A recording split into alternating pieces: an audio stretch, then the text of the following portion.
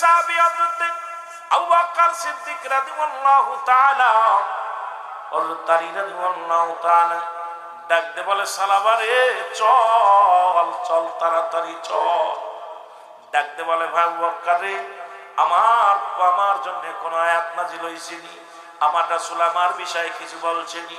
এরা নবীর পাগলেরা শোনো। নবীজির সাহাবীরা বলে না রে সালামা না,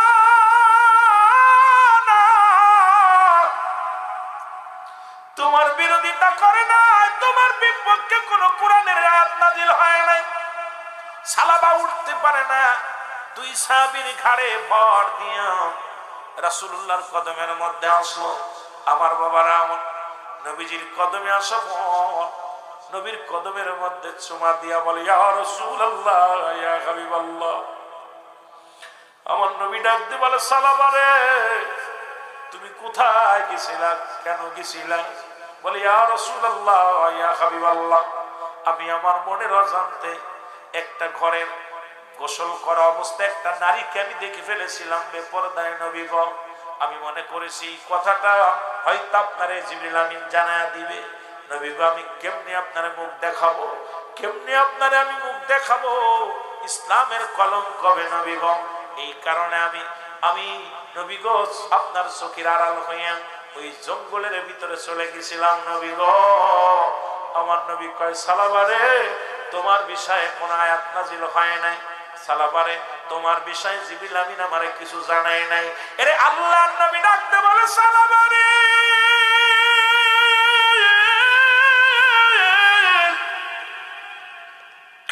তুমি আমি নবীর এত ভালোবাসো, এত ভালোবাসো রে, এত মায়া করো গো, এত মায়া করো। আল্লাহর নবীও কান্দে, সালাবাও কান্দে। হঠাৎ সালাবা বলে ইয়া রাসূলুল্লাহ ইয়া হাবিবাল্লাহ, আমার পিছনের রগের পাশে কেন যেন পিপিলিকার মতো কেন যেন কি যেন ঘোরাঘুরি করে। আমার নবী ডাক দিয়ে কয় সালাবা রে ও আমার সালাবা, মালাকুল মাউত তোমার কাছে হাজির হইয়া গেছে। আল্লাহর নবী ডাকতে বলে সালাবা রে তোমার নিকটে তোমার কাছে মালাকুল মাউত চলে আসে। ও যুবক বন্ধুগণ, আমার নবী চোখের পানি ছেড়ে কান্দের বলে সাহাবীরা রে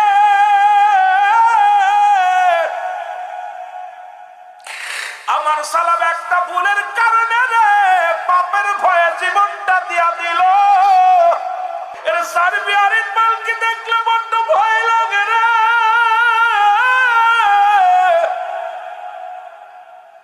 ওই মসজিদ থেকে কখন যেন পালকি এসে যাবে রে আল্লাহ আল্লাহ। ওরে সাদের বাড়ি সাদের ঘর সাদের স্ত্রী সব পর বানায় দিবে রে আমারে আল্লাহ। ও আমার আল্লাহ রব্বুল আলামিন, ওই সার্বিয়ারি পালকিতে কখন যেন জীবনের শেষ গোসল করাবে, শেষ সোয়ান শোয়াইবে। ও রব্বুল আলামিন, বাঁচার কোনো পথ নাই, বাঁচার কোনো পথ নাই। আল্লাহর নবীজি সাহাবীদেরকে বললেন তোমরা লাশটা নিয়ে ওই ফাঁকা ময়দানে যাও, আমি নবী নিজেই সালাবার জানাজা পড়াবো। সবাই লাশখানা নিয়ে গেলেন। দাঁড়ায় আছে কাতারে কাতারে মানুষ দাঁড়ায় আছে। নবীজি আস্তে আস্তে করে পা ফেলায়। হযরত ওমর ফারুক ডাকতে বলে নবী গো সব মানুষ কাতার বন্দী হয়ে দাঁড়ায় আছে, আপনি আসেন না কেন? আমার নবী বলে ওমর রে আমি আইব কেমনে? এত পরিমাণ মানুষ, এত পরিমাণ ফেরেশতা আসমান থেকে আসছে জমিনের মধ্যে, আমি নবীর পাটা রাখার জায়গা নাই। আরে সাহাবীরা ডাকতে বলে নবী গো এখনই তো জানাজা হবে। আমার নবী কয় ওমর ওমর রে ধীরে ধীরে তোমরা কাতার বন্দী হয়ে দাঁড়াও, আমি নবী আসছি। আমার নবীজির সামনে গেলেন, গুটি গুটি পায়ে আস্তে আস্তে করে আগায় গেলেন। আমার নবী বলেন, সাহাবীরা রে, আজকে আকাশ থেকে এত পরিমাণ অসংখ্য ফেরেশতা আমার সালাবার জানাজায় হাজির হয়ে গেছে। আজকে তোমরা দেখছো না আমার আল্লাহ রাব্বুল আলামিন আমার সালাবার উপরে এত খুশি হয়েছে। এই দুনিয়ার মধ্যে আমার যুবক সাহাবীর উপরে রব্বে কারীম এত রাজি, এত খুশি হওয়ার কারণে অসংখ্য ফেরেশতা পাঠায়া দিয়েছে। জানাজা শেষ করে নবীজি হাত উঠায় দোয়া করে। জিবরিল আমিন এসে বলে, নবী গো, আপনি সালাবার জন্য দোয়া করেন, অথচ জান্নাতি ফেরেশতারা 8টা জান্নাতের দরজা খুলে রাখছে স্বাগতম জানানোর জন্য। আহলান সাহলান নবী গো, ও মায়ের নবী, ওরা টানাটানি করবে সালাবারে নিয়ে। সব জান্নাতি ফেরেশতারা সবাই চাইবে তারে ঢুকানোর জন্য। নবী গো, সব করা দরজা খোলা, সালাবার মন যেটা চায় সেটা দিয়ে প্রবেশ করবে। জিবরিল আমিন এসে ডাকতে বলে, নবী গো,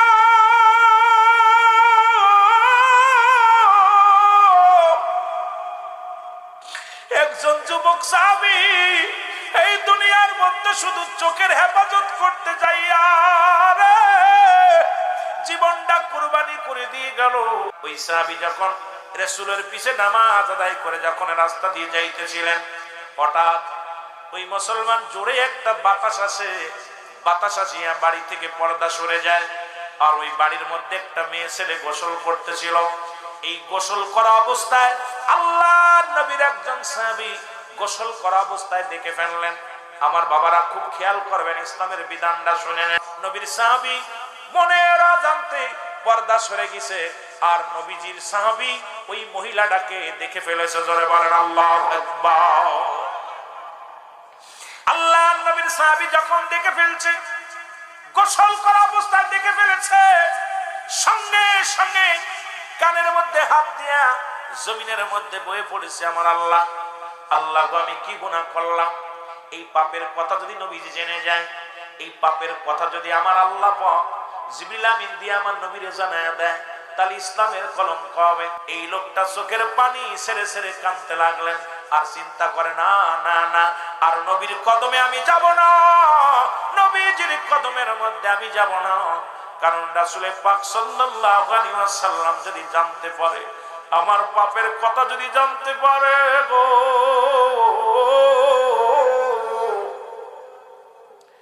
আহারে আমার নবীজি যদি পাপের কথা জানতে পারে, তাহলে এই দুনিয়ার মধ্যে আমি কেমনে মুখ দেখাবো রে মুসলমান?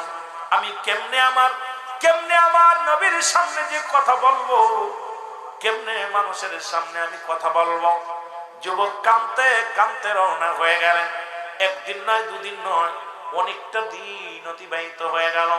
আল্লাহর নবীর কাছে জিবরিল আমিন এসে বলে, ইয়া রাসূলুল্লাহ, ইয়া হাবিবাল্লাহ, আসসালামু আলাইকুম ইয়া রাসূলুল্লাহ, ইয়া হাবিবাল্লাহ, নবী গো, আপনি যে 5 ওয়াক্ত সালাত আদায়, নামাজ আদায় করেন, সাহাবীদেরকে নিয়ে আপনি নামাজ আদায় করেন, অথচ আপনার একজন যুবক সাহাবী আজ কিছুদিন হয়ে গেল আপনার পিছে এসে নামাজ আদায় করে না। নবী গো, তাকে তো আমরা দেখতে পাই না। নবী গো, একটু খবর লন, যুবক সাহাবীর খবরটা লন। আমার বন্ধুগণ, আমার গভীর মনোযোগ, রাহমাতুল লিল আলামিন সাহাবীদেরকে বললেন, আমার সাহাবীরা, আমার অমুক সাহাবী নাম হলো হযরত সালাবা রাদিয়াল্লাহু তাআলা, মারাবো বলেন না, সাহাবীর নাম কি? হযরত সালাবা। খুব খেয়াল, যেহেতু যুব সমাজ এখানে যা দুই চারটে বসে আছেন, খেয়াল করবেন। নবীজি বললেন, তোমরা কি আমার সালাবার খবর জানো? সাহাবীরা বলে, হুজুর, সালাবার তো আজ অনেকদিন হয়ে গেল দেখা হয় না, আজ কটা দিন হয়ে গেল তার কোনো খবরও পাই না। নবীজি বললেন, তোমরা খবর নেও, কোথায় গেছে না জানি, মক্কা মদিনার মানুষেরা মেরে ফেলছে, না জানি মদিনার মানুষেরা সালাবাকে বিদায় করে দিছে, আমার সালাবার খবর নেও, আমার সালাবার খবর নাও। রহমতের নবী রাহমাতুল লিল আলামিন উনি কি করলেন?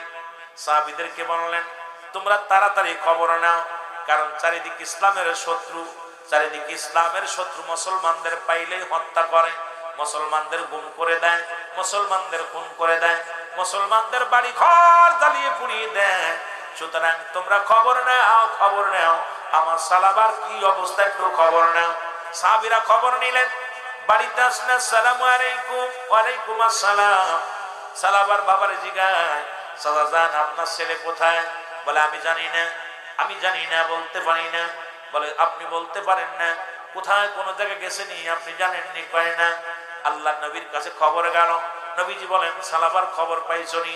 বলে ইয়া রাসূলুল্লাহ, ইয়া হাবিবাল্লাহ, নবী গো,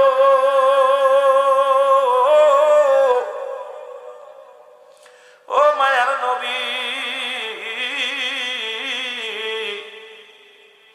ওই সালাবার সন্ধান আমরা পাই নাই গো নবী। নবী ডাকতে বলে সাহাবীরা রে, আয় তোরা আয়, তাড়াতাড়ি আয়।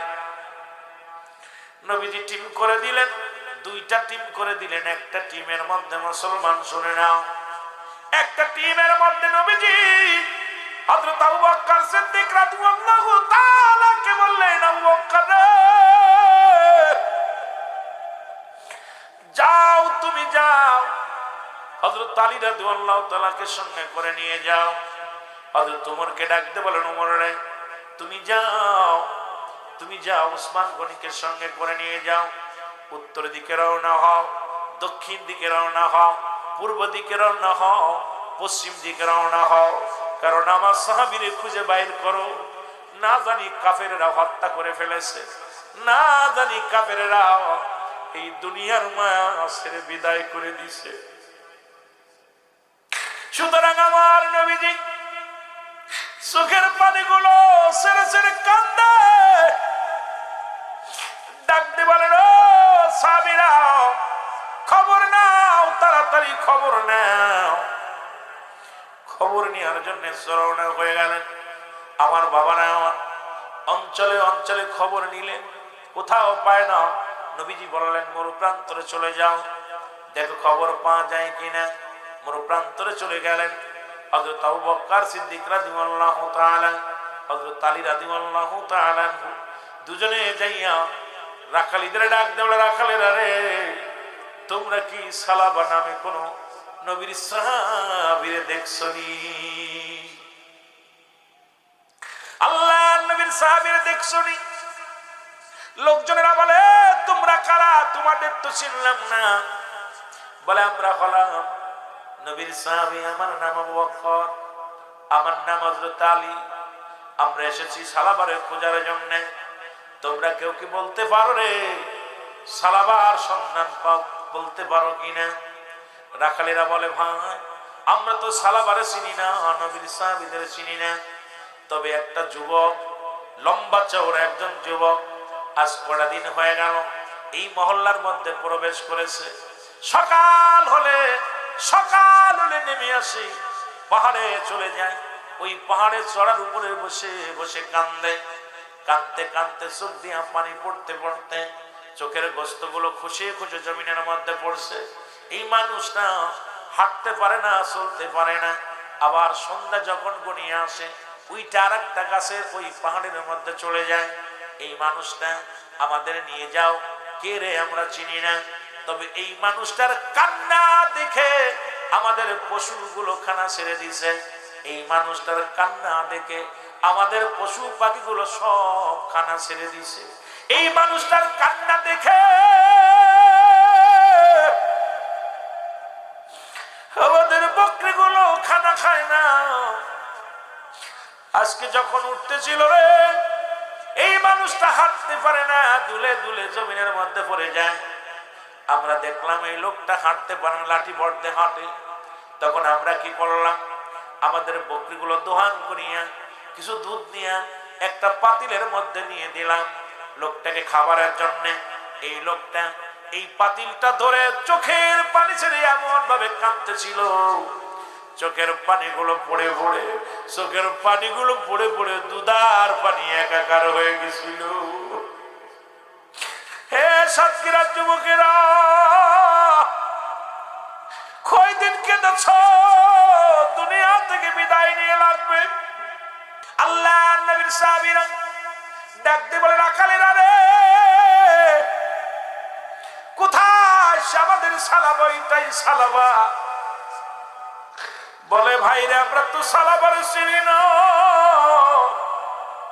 ওই কান্দন কত সাহাবী দেখেছি, কাঁদতে কাঁদতে শুধু চোখের পানি ছেড়ে কান্দে আর কান্দে, চোখের পানি গুলো ফেলায় ফেলায় রব্বির কারিমের দরবারে হাত উঠায় উঠায় কান্দে। এই লোকটা হাঁটার বল নাই, গায়ে বল নাই, এই লোকটা কঙ্কাল হয়ে গেছে দেহখানা শুকাইয়া শুকাইয়া। হযরত আবু বকর ডাকতে বলে, ভাই আলী, নিশ্চিত আমাদের সালাবা হবে, চলো যাই।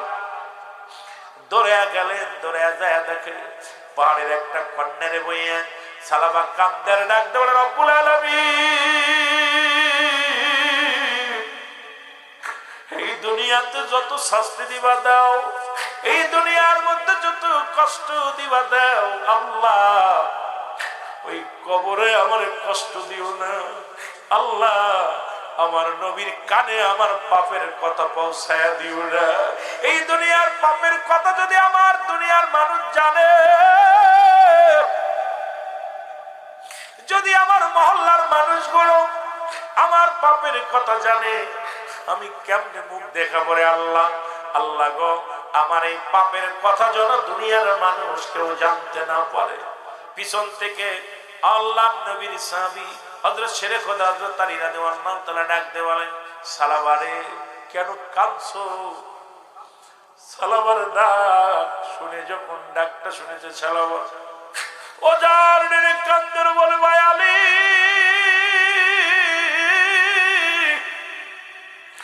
ও ভাই আলী, তুমি আসছো? আবু বকর বলে, সালাবারে শুধু আলী আসে না, আমি আইছি। আমার নবীজি আমাদের পাঠায়া দিছে, তুমি এখানে কেন? তুমি এত কাঁদছো কেন? সালাবা বলে, ও ভাই নবীর সাহাবীরা রে, আগে বলো আমার আল্লাহ রাব্বুল আলামিন কি আমার নবীরে আমার পাপের কথা জানায়া দিছে? এ সাতক্ষীরার বাবারা, নবীর সাহাবীরা পাপের ভয়ে কেমনে কেঁদেছে। আমাদের চোখে পানি নাই, আমাদের চোখে পানি নাই, রং ঢং করলে ভালো লাগে। ও যুবক, মরণের একবার মরে দেখ, ওই কবরে একটা রাত কেমনে থাকবা, একটা দিন কেমনে থাকবা, একটা ঘন্টা কেমনে তুমি কবরে ঘুমাইবা। ওই কবরে তো কোনো বাতি নাই, কবরে কোনো সাথী নাই, কবরে কোনো বন্ধু নাই, কবরে কোনো বান্ধব নাই। ওই কবর কিন্তু কাউকে ছাড়বে না, কবর জায়গা ভালো না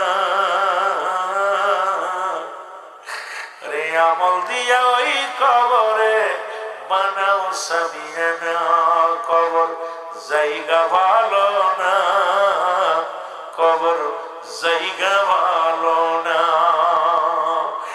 যুবক বন্ধুরা,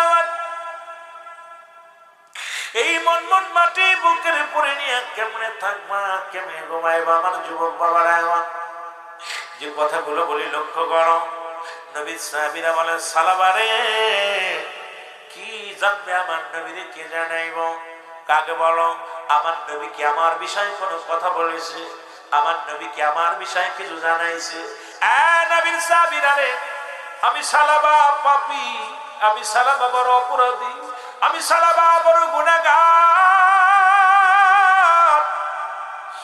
আমার কথাগুলো যদি দুনিয়ার মানুষ জানতে পারে, আমার পাপের কথা রে, আমার নবীর কলঙ্ক হবে। আমার পাপের কথা শুনলে ইসলামের কলঙ্ক হবে। যারা ইসলামকে ভালোবাসো বাবারা শুনে নাও। এ যুবক, দিলের কান্না লাগা শোনো গো। নবীর সাহাবী হযরত আবু বকর সিদ্দিক রাদিয়াল্লাহু তাআলা, হযরত আলী রাদিয়াল্লাহু তাআলা ডাকতে বলে, সালাবারে চল চল, তাড়াতাড়ি চল। ডাকতে বলে, ভাই আবু বকর রে, আমার জন্য কোন আয়াত নাযিল হইছেনি? আমার রাসূল আমার বিষয়ে কিছু বলছেনি? এরা নবীর পাগলেরা শোনো। নবীজির সাহাবীরা বলে, না রে সালাবা, না,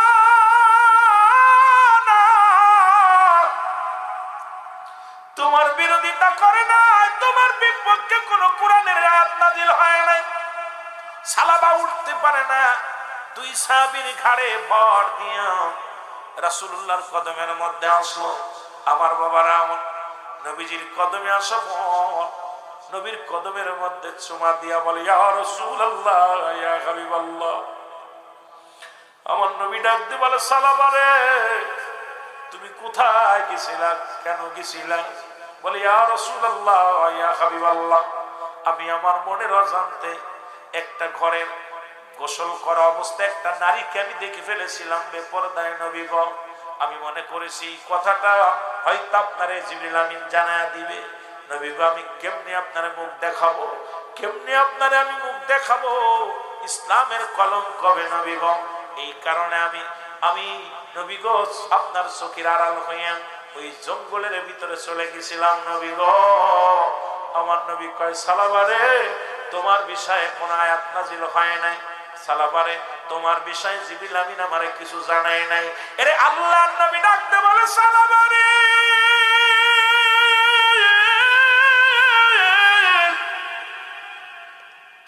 তুমি আমি নবীর এত ভালোবাসো, এত ভালোবাসো রে,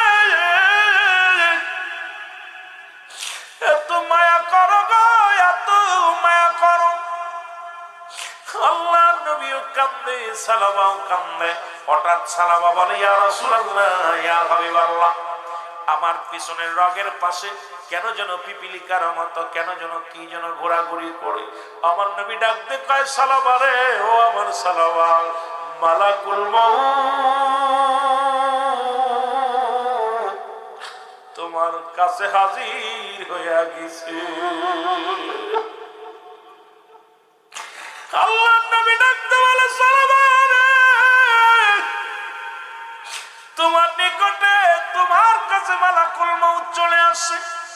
নবীজি হাতে হাত রেখে কালেমা পড়ায়া দিলেন। আর কালেমা পড়ে পড়ে মুসলমান শুনে নাও, আমার সাথে সবাই তওবা করেন, আস্তাগফিরুল্লাহ রব্বি মিন কুল্লি যামবিন আতুবু ইলাইহি লা হাওলা ওয়ালা কুওয়াতা ইল্লা বিল্লাহিল আলিয়্যিল আযীম লা ইলাহা ইল্লাল্লাহু মুহাম্মাদুর রাসূলুল্লাহ। আমার নবীজি তওবা পড়ায়া দিলেন, কালেমা পড়ায়া দিলেন এবং মুসলমান শাহাদাতের তামান্না অন্তরের ভিতরে পয়দা হয়ে গেল।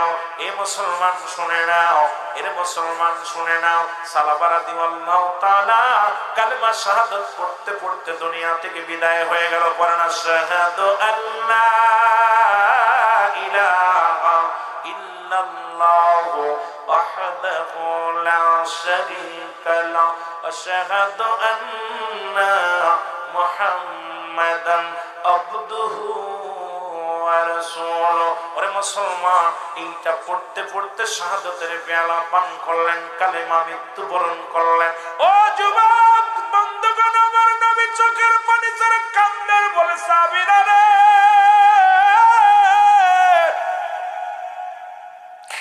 আমার সালাব একটা ভুলের কারণে রে পাপের ভয়ে জীবনটা দিয়া দিল। আর কত মেয়ে মানুষ নিয়ে কত হোটেলে ঢুকলা গো, কত মেয়ে নিয়ে বাজারে আড্ডা মারলা, স্কুল কলেজে কত বেগানা নারী নিয়ে গল্প করলা, একদম চোখের পানি তোমার পড়ে নাই। এত সহজ কি জান্নাত রে বাবা, এত সহজ কি জান্নাত? ইসলামটা তো এত সহজ না, আবার কঠিন না রে মুসলমান। তুমি ইসলামের মধ্যে থাকবা, তোমার ইচ্ছা মতো মন গড়া মতো চলবা, অধিকার তোমারে কে দিছে রে বাবা? এবার দয়াল নবীজি সাহাবীদেরকে বললেন, সাহাবীরা রে, তোমরা আমার সালাবারে গোসল করো। আমার সালাবারে গোসল করানো হলো। এবার নবীজি গোসল করায় তা কাফন দাফন করাইবে, কাফনের কাপড় পরানো হলো। এবার নবীজি জানাজা নিজেই জানাজা পড়াবে। নবীজি বললেন, সাহাবীরা রে, আমার সালাবার জানাজার ইমামতি আমি নিজেই করবো, আমি নবীজি। আমার নবীজি বললেন, তোমরা আমার সালাবার লাশ খানা খাটে উঠাও। এর সারবি আর ইকবালকে দেখলে বড্ড ভয় লাগে রে।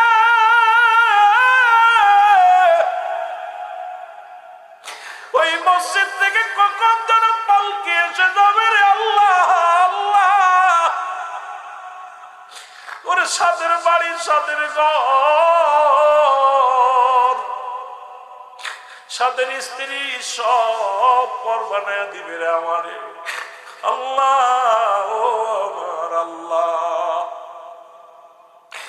রব্বুল আলামিন, ওই সার্বিয়ারি পালকিতে কখন যেন জীবনের শেষ গোসল করাবে, শেষ সোয়ান শোয়াইবে। ও রব্বুল আলামিন, বাঁচার কোনো পথ নাই, বাঁচার কোনো পথ নাই।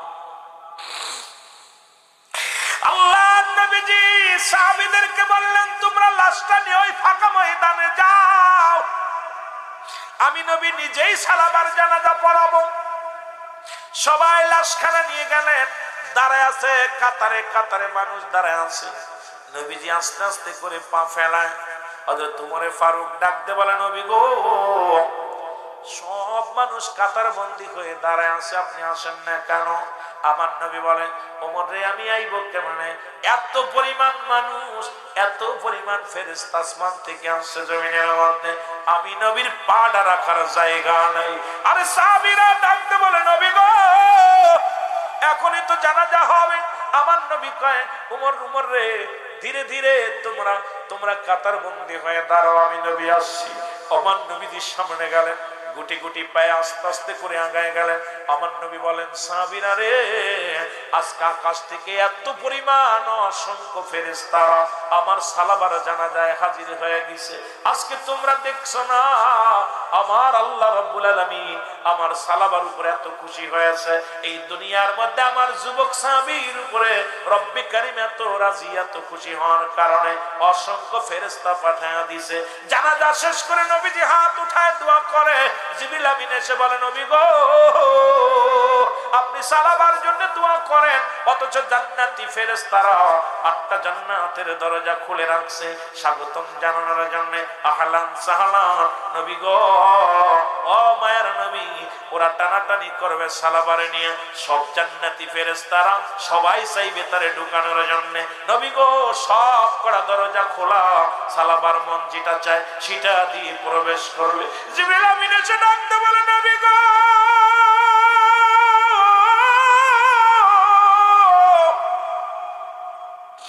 একজন যুবক সাহাবী এই দুনিয়ার মধ্যে শুধু চোখের হেফাজত করতে যাইয়া রে জীবনটা কুরবানি করে দিয়ে গেল।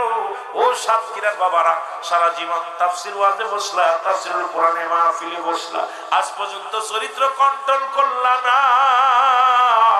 মুখে মুখে ওয়াজ করলা, শুনলা কান দিয়া, বাস্তবে তোমরা আমল করলা না। অনুরোধ করি যুবক রে, অনুরোধ করি, এই পৃথিবীর মধ্যে আসার একটা সিরিয়াল আছে, যার কোনো সিরিয়াল নাই। কখন কে চলে যাবে বলতে পারি না। বাবার আগে সন্তান যেতে পারে, সন্তানের আগে বাবা যেতে পারে। এই জন্য আপনাদের কাছে আমি করজোরে দাবি করব, যতটুক সময় দুনিয়ার মধ্যে জিন্দা থাকেন বেশি বেশি তওবা করবেন, আল্লাহর দরবারে কাঁদবেন। রব্বে কারীম যদি ক্ষমা করে দেয় তবে কতই না মঙ্গল। জোরে বলেন ঠিক কিনা? আল্লাহ রাব্বুল আলামিন ঈমানদারদের জন্য একটা নয় দুটো, আল্লাহ বলে উইদ্দাত লিল মুমিনিন, মুমিনদের জন্য, মুত্তাকিনদের জন্য 8টা জান্নাত প্রস্তুতি করা রয়েছে। জোরে বলেন না মারহাবা। আর একটু জোরে বলেন মারহাবা। সুতরাং ঈমানদার মুমিনের জন্য জান্নাত। আমার বাবারা, হযরত সালাবার জন্য আমার নবীজি মিসকে হাসি দিয়ে বললেন, আমার সাহাবীরা এত পরিমাণ লক্ষ লক্ষ ফেরেশতারা জমিনের মধ্যে নেমে আসছে আমার সালাবার দোয়া করার জন্য। সুতরাং যুবক বয়সী হবে জান্নাতি, 18 বছরের যুবক, 16 বছরের যুবতী। সুতরাং আজকে একটা জান্নাতি যুবকের জন্য 70টা করে হুর অপেক্ষা করতেছে, একটা নয় দুইটা নয়, 70টা করে। আর একটা জান্নাতি মহিলার জন্য 70টা করে গেলেমান অপেক্ষা করতেছে। যারা দুনিয়ার মধ্যে যদি তাদের হাতের কেনি আঙ্গুল যদি বার করতো, এই দুনিয়ার আলো বাতাস হার মেনে যেত। আমরা দুনিয়ার সুন্দরীর পাশে দৌড়াইলাম, কিন্তু আমার আপনার জন্য জান্নাতের মধ্যে হুর গেলেমান অপেক্ষা করতে চায়। আয় তোদের জন্য আমরা আসি স্বাগতম জানানোর জন্য। এই জন্য দুনিয়া কয়দিন ভাই, 40-50 বছর বাঁচবো, 80 বছর বাঁচবো, এই দুনিয়ার মুখে লাথি মেরে আমরা সব ফেলে দিয়ে আমরা আখিরাতমুখী হতে চাই কি চাই না? জোরে বলেন চাই কি চাই না? আর আলোচনা নয়, যেহেতু আরিফ বাবা 12টা পার হয়ে গেছে, আমি ওর আলোচনার মধ্যে যাব না।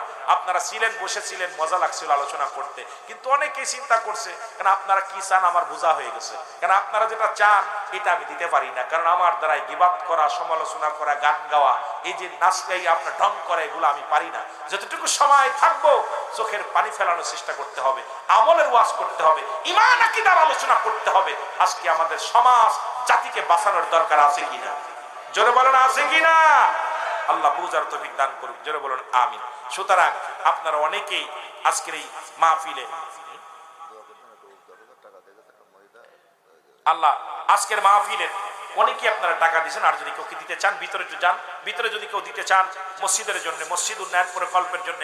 আমার আলম ভাই অত্যন্ত আশিক মানুষ, আমার মাদ্রাসায় 2 বার গেছে, ওনার সাথে আপনারা সহযোগিতা কাজ করবেন। আর এলাকার আমার ভাই গেছে, আমার মাহফিলে গেছে, আর এক ভাই 3-4 ভাই গেছে আমার সাথে, কয়েকটা মাহফিলে গেছে। আমার অনেক ভালো লাগছে আপনাদেরকে, যে এই এলাকার মানুষগুলো খোদা ভীরু, রাসূল ভীরু, সুতাফিক ছিল। পৃথিবীর সবচেয়ে বড় ক্ষতিকার হলো মুনাফিক। ইসলামের জন্য সবচাইতে বড় শত্রু হলো মুনাফিক। 100 কাফের যে ক্ষতি না করবে, এই এত মানুষের ভিতরে একজন মুনাফিক তার চাইতে বেশি ক্ষতি করবে, জোরে বলেন ঠিক কিনা? একজন মুনাফিক যদি ঢুকে যায়, ইসলামের 12টা আমাদের এখন ইন্দুরি লাগছে ঘরের ইঁদুরি যদি, ইঁদুর চেনেন? চেনেন ইঁদুর? চেনেন? ঘরের ইঁদুর যদি বেড়া কেটে দেয়, বাঁধন কেটে দেয়, বাঁধন দিয়ে শেষ করা যায় না। আমরা দাড়ি টুপি জুব্বা লাগাইতেছি, একদল পিছনে পিছনে টুকটুক করে রশি কেটে দিতেছি। এইটারে সাইজ করতে হলে সময় লাগবে, যেন মুনাফিক বাছাই করতে হবে। এই সমস্ত মুনাফিক গুলো মুখে একটা বলে, অন্তরে আরেকটা। এই মুনাফিকের জন্য ইসলামের 12টা বাজছে, জোরে বলেন ঠিক কিনা? এগুলো মুখ মুনাফিক, মুখে মধু অন্তরে বিষ, জোরে বলেন ঠিক কিনা? এদের জন্য আল্লাহ বলেন, এদের জন্য আল্লাহ বলেন দায়িত্বনীল কাফিরিন।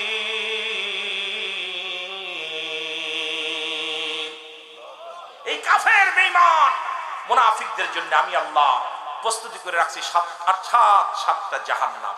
আর এই জাহান্নামের সর্বনিম্ন স্তর হুব্বুল ফুজুল, নিম্ন কাতার একটা জায়গা আছে, যে জায়গাটা হবে যাই মুনাফিকদের স্থান, সবচাইতে মুনাফিকদের স্থানটা হবে নিকৃষ্ট জায়গা।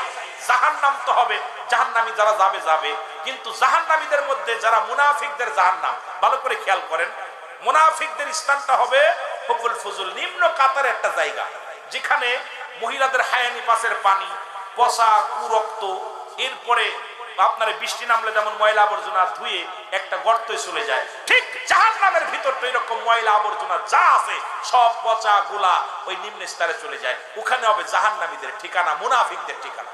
কাদের ঠিকানা? আরো জোরে বলেন, কাদের ঠিকানা? মুনাফিকদের ঠিকানা। ইডি আমার বাবারা, সামনে আমার ভাই কিছু কথা বলছে যে সামনে নির্বাচন, কত মুনাফিক মুখে মুখে এক শেখ ফরিদ বগলে এক, আমরা মুখে মুখে বলতেছি আসি রে ভাই আসি, দেখা যায় শেষ পর্যন্ত নাই। আমার বাবারা আমার, এই জন্য আমি আপনাদেরকে নিয়ে আলোচনা, যে আলোচনাটার ভিতরে ঢুকছি, আমরা আলোচনার ভিতরে গেলে আমরা আরো মজা পাবো। মহব্বতের সঙ্গে দুরূদ শরীফ পড়েন, আল্লাহুম্মা।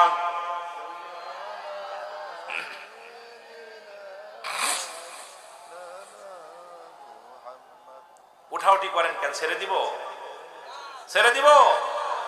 উঠাউটি করলে মাহফিল ভালো লাগে না, মজা লাগে না। একটু বসেন আব্বা।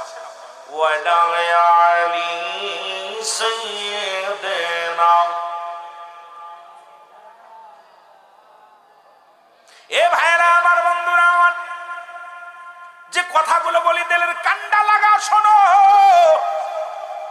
যুবক বন্ধুরা শোনো, চারিদিকে জিনা ব্যভিচার, জিনার শাস্তির বিধান শোনো। আজকে যে মর্গে জিনা হয়, বাংলাদেশে হাজার হাজার জনগণ, বড় কষ্ট বাংলাদেশের মধ্যে।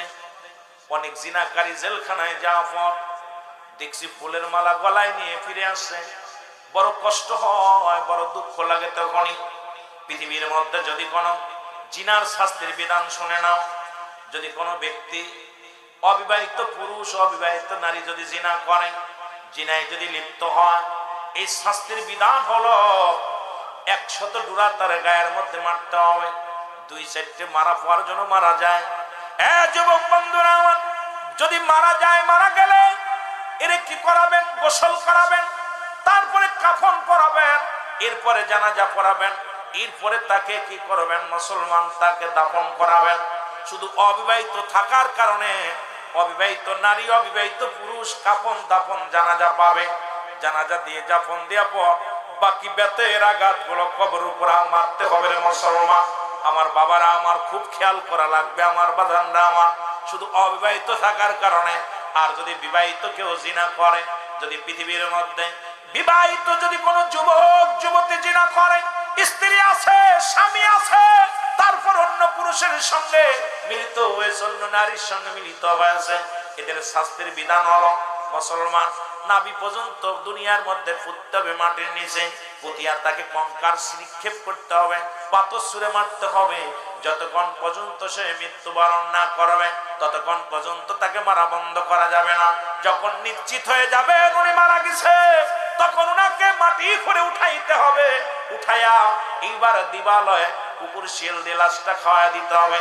পৃথিবীর মধ্যে কোন বিবাহিত নারী, বিবাহিত পুরুষ জানাজা পাবে না, কাফন পাবে না, দাফন পাবে না। সাতক্ষীরার বাবারা শুনে নেন, যদি একটা বিচার যদি সাতক্ষীরার জমিনের মধ্যে হতো, বাংলার জমিনের মধ্যে যদি 2-4টে হতো, আমার বিশ্বাস এই জমিনের মধ্যে একজনের বোর হাত ধরে আরেকজন টানতো না, একটা বিবাহিত নারীর কাছে অন্য পুরুষ কোনোদিন যেত না। কারণ এই বিচারগুলো না থাকার কারণে আজকে জিনা ব্যভিচার বাংলার জমিনে বেড়েই চলছে। জোরে জোরে বলেন ঠিক কিনা? ভালো করে শোনেন সাতক্ষীরার ভাইরা, কোন বিবাহিত নারী, বিবাহিত পুরুষ তারা কাফনের কাপড় পাবে না, তারা জানাজা পাবে না, তাদের দাফন দেওয়া যাবে না, তাদের কবর দেওয়া যাবে না। কবর এক কথায় আজকে আমার দেশে অসংখ্য নেট খুললেই জিনা ব্যভিচার, অমুকের বউ, অমুকের মেয়ে, অমুকের বিবি, অমুকের ভাই, বড় কষ্ট লাগে। এই জন্য আমি আপনাদেরকে বলি, কোরআনের আইন মানো। এই আইন যদি মানতে হয়, ও যুবক, এই আইন যদি মানতে হয়, অবশ্যই তোমাকে ফিরে আসতে হবে। কারণ এই সাতক্ষীরার জমিনে একটা বিচার যদি করা হতো, খোদার কসম, এই জমিনের মধ্যে পাপাচার চিরতরে বন্ধ হয়ে যেত। জোরে বলেন ঠিক কিনা? আর একটু জোরে জোরে চিল্লায়া বলেন মারহাবা। কোন একদিন এদেশের আকাশে কালেমার পতাকা উড়বে,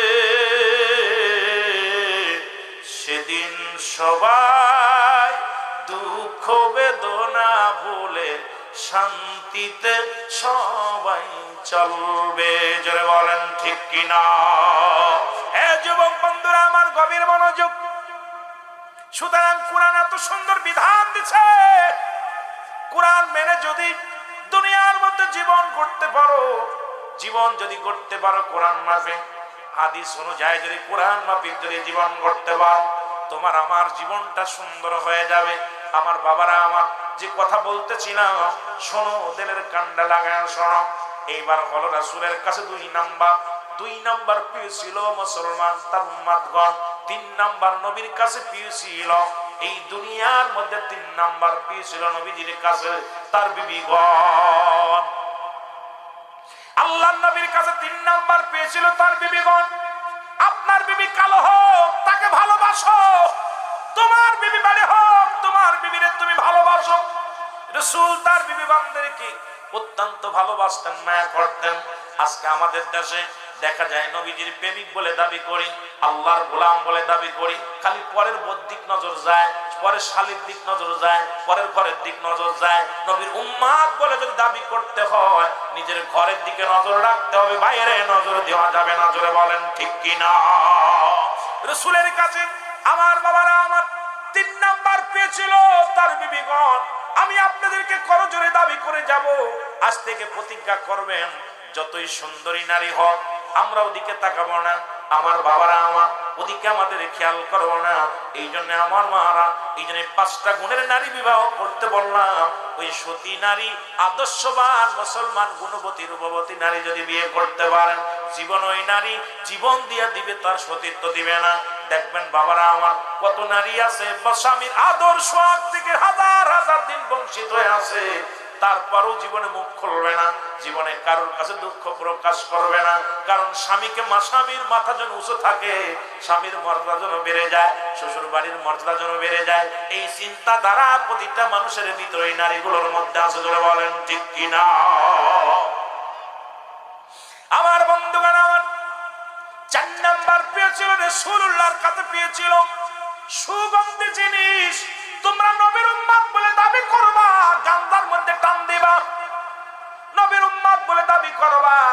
তোমরা যদি নবীর উম্মত বলে দাবি করতে হয়, সাতক্ষীরার বাবারা শোনো, যদি তোমরা নবীর উম্মত বলে দাবি করতে হয়, আজ থেকে গাঁজা খাওয়া যাবে না, মদ খাওয়া যাবে না, বিড়ি খাওয়া যাবে না, সিগারেট খাওয়া যাবে না, ফেন্সিডিল খাওয়া যাবে না, ইয়াবা খাওয়া যাবে না। যদি নবীর উম্মত বলে দাবি করতে হয়, আর নবীর উম্মত বলে যদি দাবি না করো, তোমার ইচ্ছা মতো চালাও, তোমার আমি বারণ করব না। কারণ রাসূলুল্লাহর কাছে 4 নাম্বার পেয়েছিল সুগন্ধি জিনিস।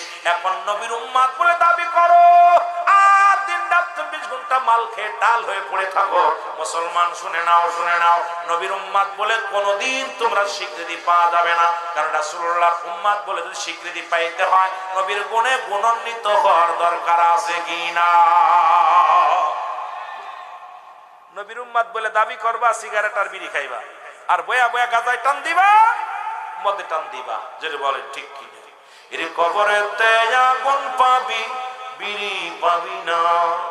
খারে জম্মের খা, যত খাবি খা, কবরেতে আগুন পাবি, বিড়ি পাবি না।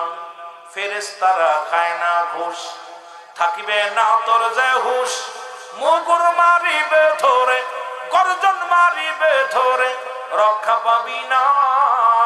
কবরেতে আগুন পাবি, বিড়ি পাবি না। জোরে বলেন ঠিক কি না? গাঁজা আর ফেন্সিডিল খাইয়া থাকলি রে বেহুশ হইয়া, কবরেতে যাইতে হবে কেন বুঝলি না? আরে কবরেতে যাইতে হবে কেন বুঝলি না? কবরেতে আগুন পাবি, বিড়ি পাবি না। বলো কবরেতে আগুন পাবি, বিড়ি পাবি না। জোরে বলেন ঠিক কিনা? পাওয়া যাবে নি? হাজার হাজার মন আগুন পাওয়া যাবে, বিড়ি পাওয়া যাবে না। এর রব্বুল আলামিন আপনার মুখের সম্মুখটা পবিত্র রাখছে। মুসলমান, পৃথিবীর মধ্যে আসমান যেমনি বানাইলো আমার আল্লাহ, এমনি তোমারে বানাই নাই। জমিন যেমনি বানাইলে এমনি তোমারে বানাই নাই। আমার বাজারে আমার রব্বুল আলামিন এই দুনিয়ার মধ্যে তোমাকে বানাইছে। রব্বুল আলামিন তার কুদরতি হাত মোবারক দিয়ে আজকে সেই মুখের মধ্যে কেমনে বিড়ি লাগায়া দাও, কেমনে সিগারেট লাগায়া দাও, কেমনে মান খাও, কেমনে মদ খাও, কেমনে মুসলমানি আবার টান দাও। এ আমার দরদি বন্ধুরা, নবীর উম্মত বলে যে দাবি করতে হয়, আজ থেকে প্রতিজ্ঞা করবার গালের মধ্যে কোনোদিন আমরা গাঁজা টান দিব না, মদে টান দিব না, ইয়াবা খাবো না, আজ থেকে মাদক সেবন করব না। তাহলে ওয়াজটা দিয়ে তাহলে লাভ আছে। আর যদি ওয়াজ করে নিজেরাই যদি বিড়ি সিগারেট ছাড়তে না পারলাম, আমার বাবারা আমার নবীর গুণে গুণান্বিতই যদি না হতে পারলাম, ওয়াজ নসিহত দে হবে কি? কোনো লাভ নাই। জোরে জোরে চিল্লায় বলেন ঠিক কিনা? কিছুদিন আগে একটা গান গাইলাম, ও বুড়ার চুল পেকেছে, পাকছে দাড়ি, গাল করেছে ব্যাক, তোরা দেখ, তোরা দেখ রে, তবু বুড়া টানে সিগারেট। ঠিক কিনা? ও বুড়ার পাও গেছে কবরে, বুড়া হাতে নিছে লাঠি, বুড়ার মুখে জলে বাইরে, বুড়ার মুখে জলে বাইরে, জুনের গুদের বাতি। বুড়ার চুল পেকেছে, ও বুড়ার চুল পেকেছে, পাকছে দাড়ি, গাল করেছে ব্যাক, তোরা দেখ, তোরা দেখ রে, তবু বুড়া টানে সিগারেট। ঠিক কিনা? এই যে শীতের রাত্রে, অন্ধকার রাত্রে একবার জুনি ফুকা, পাছায় আগুন জ্বলে। ঠিক কিনা? এটার কি বলে?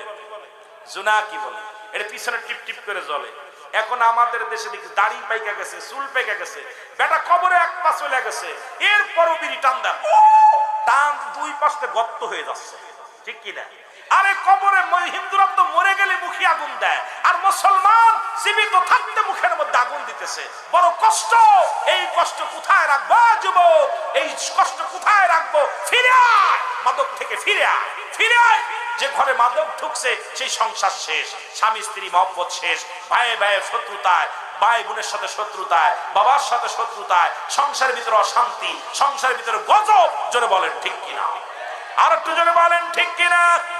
আমার বন্ধুগণ, আমার রাসূলুল্লাহর কাছে 4 নাম্বার পেয়েছিল সুগন্ধি জিনিস। যদি নবীর উম্মত বলে দাবি করতে হয়, আমার মনে হচ্ছে আপনারা অন্য কারোর উম্মত, কারণ নবীর উম্মত বলে বেজার হচ্ছেন। তার মানে ফিরাউনের উম্মত নাকি আল্লাহ জানে, বলা যায় না মুসলমান, না কারণের উম্মত। কারণ আমরা আখির নবীর উম্মতের কথা বলা পর যদি মনটা বেজারে থাকে বড় কষ্ট হয়, কারণ অন্যান্য নবীগণ আফসোস করেছে আখির নবীর উম্মত হওয়ার জন্য। আমি সেই নবীর গুণাগুণের আলোচনা করতেছি, তারপরও কেন আপনাদের মুখটা বেজার থাকবে?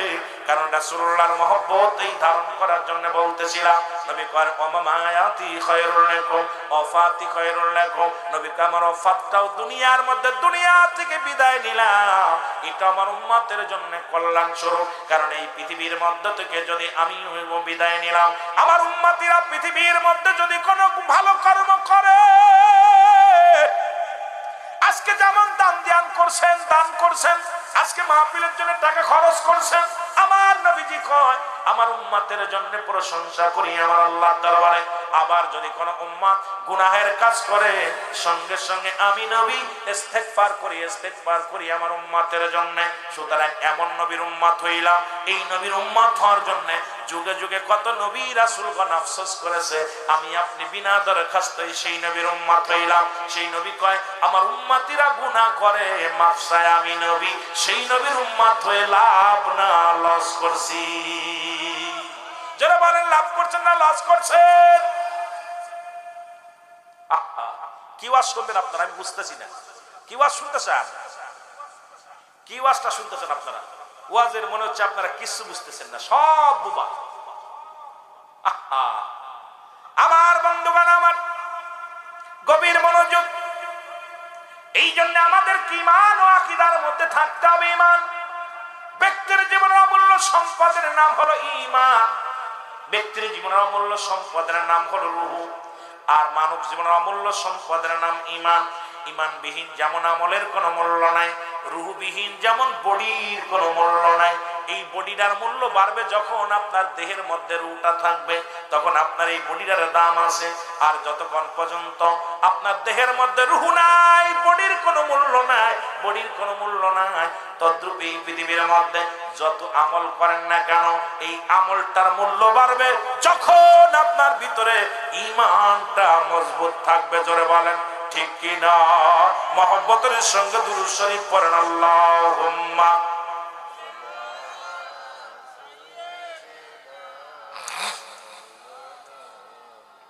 ওয়ালা আলি সাইয়্যিদিনা। সাইরা দিব, আপনাদেরকে বেশি কষ্ট দিব না, সাইরা দিব আর অল্প একটু। মহব্বতে বলেন আল্লাহুম্মা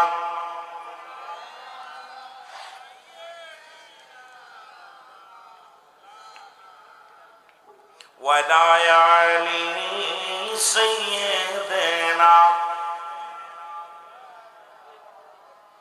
ওরে কেমন করে ঘুমাও মানুষ, তুমি কেমন করে ঘুমাও মানুষ, ফজর করে কাজা, এমন তো হতে পারে জোহরে জানাজা তোমার, এমন তো হতে পারে জোহরে জানাজা। জোরে বলেন ঠিক কিনা? এ আমার ভাইরা, আমার বন্ধুরা, আমার গভীর মনোযোগ। সুতরাং আপনাদেরকে নিয়ে কি আলোচনা? এ দুনিয়ার মুসলমান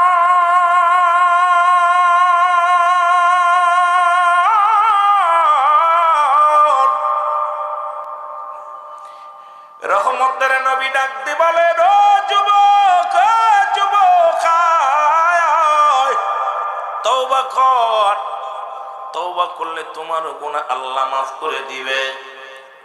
যুবক বলে, ইয়া রাসূলুল্লাহ, ইয়া হাবিবাল্লাহ, আমি এমন অন্যায় করেছি, এমন পাপ করেছি গো আল্লাহর নবী, আমার মন বলে এই গুনাহ আমি জীবনেও ক্ষমা পাবো না, এই গুনাহ আমার আল্লাহ আমারে মাফ করবো না। আল্লাহর নবী ডাকতে বলে, যুবক রে তওবা কর, তওবা কর, তওবা করলে আমার আল্লাহ গুনাহ মাফ করে দিবে। আল্লাহর নবী ডাকতে বলে, যুবক রে কি এমন অপরাধ করছি বলো, তুমি কি এমন অপরাধ করছো? যুবক ডাকতে বলে, নবী গো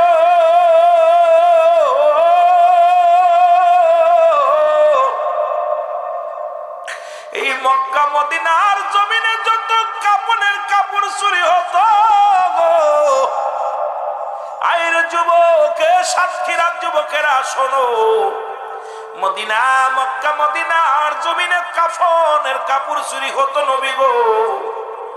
নবী কয় হায় রে হায়, মানুষ এত নিষ্ঠুর হয়, মানুষের শেষ বিদায়ের 3 টুকরা কাপড় এটাও মানুষ চুরি করে নেয়। রহমতের নবীর চোখ দিয়ে পানি আসে।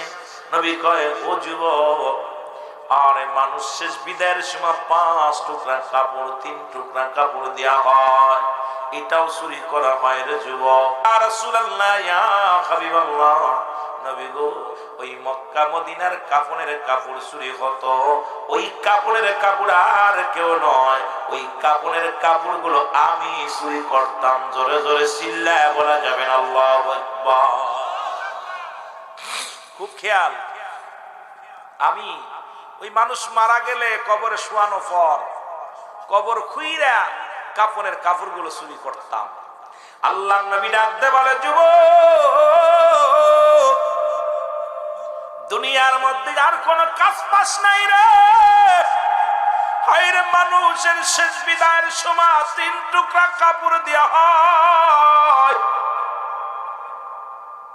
এই মানুষগুলো মরণের পরে রে জীবনের শেষ সম্বল 3 টুকরা কাপড়, এটাও তুমি ছিনিয়ে নাও। যুবক বলে, ইয়া রাসূলুল্লাহ, ইয়া হাবিবাল্লাহ, আমার আল্লাহ কি আমারে মাফ করব? নবী গো আমারে কি ক্ষমা করব? আল্লাহর নবী কয়, যুবক রে তওবা কর, তওবা কর, কারণ বাবারে আদম আলাইহিস সালাম তওবা করেছিল একটা আদনা ভুল করার কারণে। আদম নবী দোয়া করেছিল, আমার সাথে পড়েন, রব্বানা জালামনা আনফুসানা ওয়া ইল্লাম তাগফির লানা ওয়া তারহামনা লানাকুনান্না মিনাল খাসিরিন। জোরে জোরে পড়েন, রব্বানা জালামনা, ডাকতে বলে আমার রব্বুল আলামিন,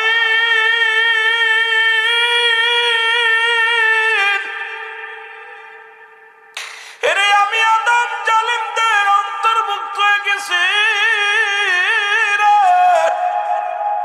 আমারে তুমি ক্ষমা করে দাও আল্লাহ, আল্লাহ।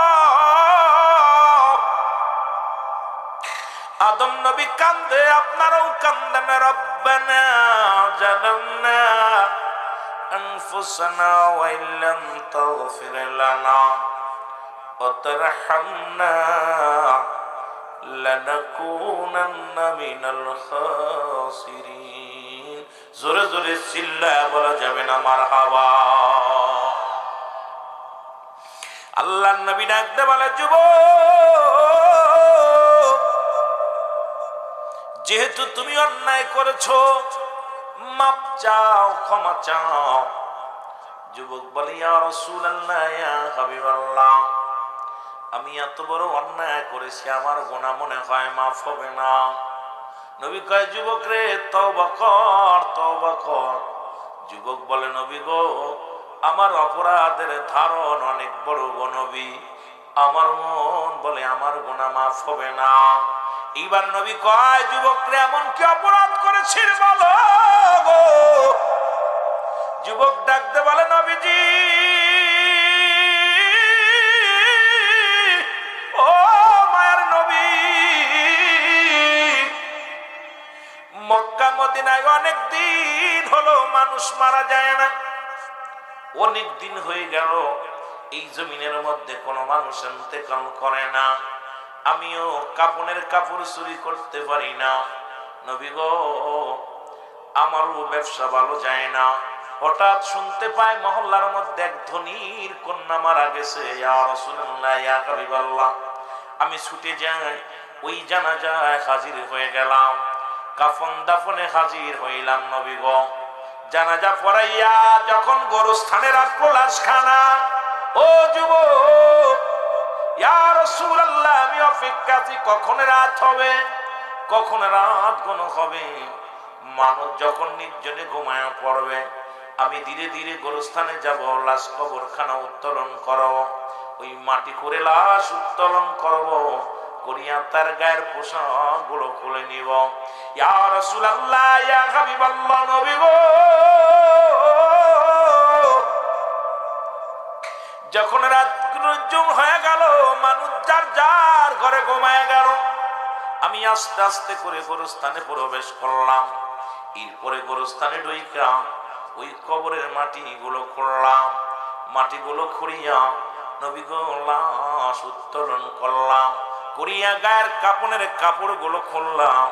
এই কাপড় খুলিয়া যখন কবর থেকে লাফ দিয়ে উঠতেছিলাম, নবী গো, কি যেন আমার ভিতর থেকে ডাকতে বলে, যুবক, যুবক রে, সারা জীবন শুধু কাপনের কাপড় চুরি করলি, তাকায়া দেখ, তাকায়া দেখ, এত সুন্দরী নারী কবরের ভিতর আছে। আজকে অন্যায় কর, অন্যায় কর, পৃথিবীর কেউ তোরে বাধা দিব না, পৃথিবীর কেউ তোরে বারণ করব না, পৃথিবীর কোনো মানুষ জানবে না, অন্যায় কর, অন্যায় কর। সঙ্গে সঙ্গে ওই যুবতী মহিলার রূপ দেখে আমি পাগল হয়ে গেলাম। ইয়া রাসূলুল্লাহ, ইয়া হাবিবাল্লাহ, সঙ্গে সঙ্গে আমি নরপশুর মতো ওই মহিলার মৃত্যু মহিলার পরে ঝাঁপিয়ে পড়লাম। ইয়া রাসূলুল্লাহ, ইয়া হাবিবাল্লাহ, এরপরে মেয়ের সঙ্গে আমি অপকর্ম করলাম, করিয়া যখন কবর থেকে উত্তোলন, যখন আমি কাপড়ের কাপড়ে উঠতেছিলাম রে, ইয়া রাসূলুল্লাহ, ইয়া হাবিবাল্লাহ, নবী গো,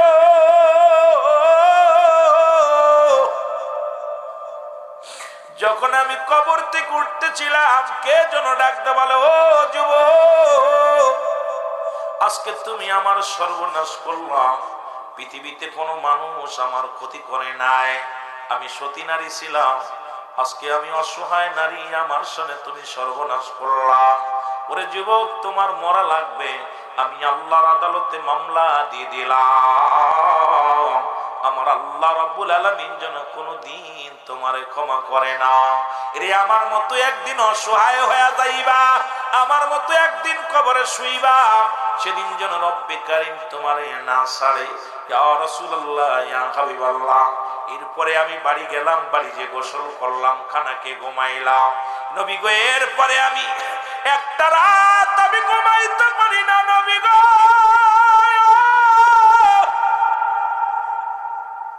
ও মায়ের নবী, দয়াল নবী গো, এরপরে আমি একটা রাত ঘুমাইতে পারি না। যখনই চোখ দুটি বন্ধ করি, কে যেন ডাক দে বলে, যুবক রে, আমি আল্লাহর আদালতে মামলা দিলাম, আল্লাহ যেন তোমারে ক্ষমা করে না।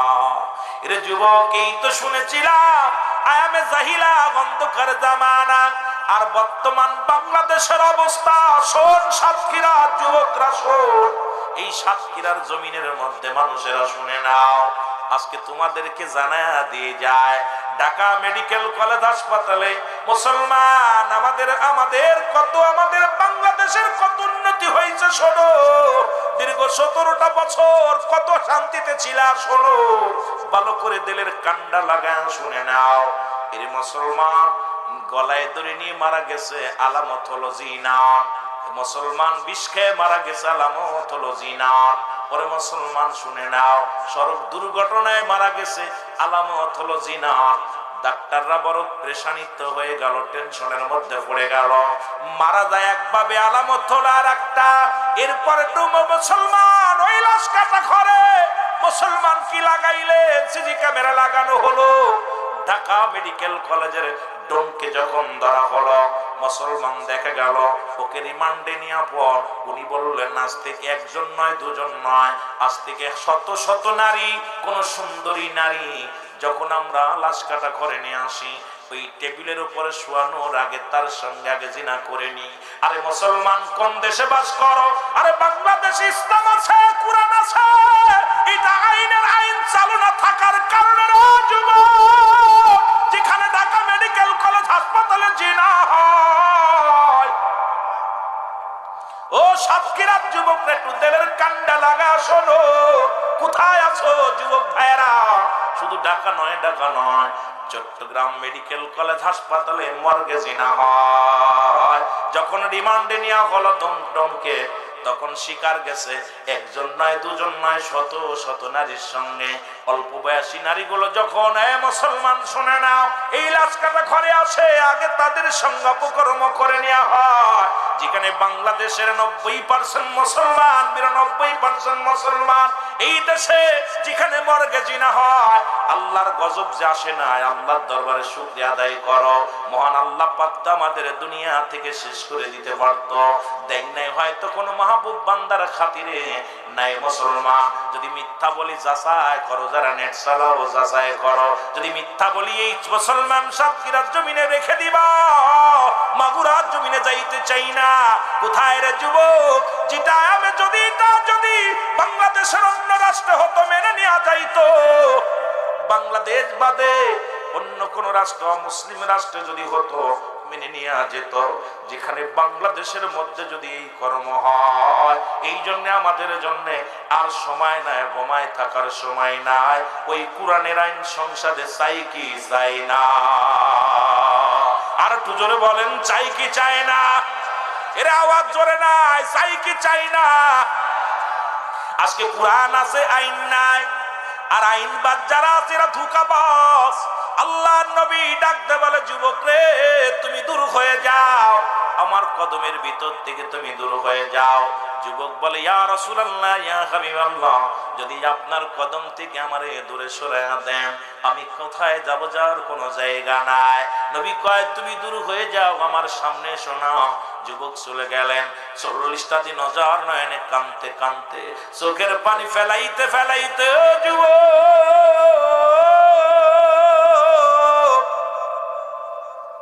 চোখের পানি ফেলাইতে ফেলাইতে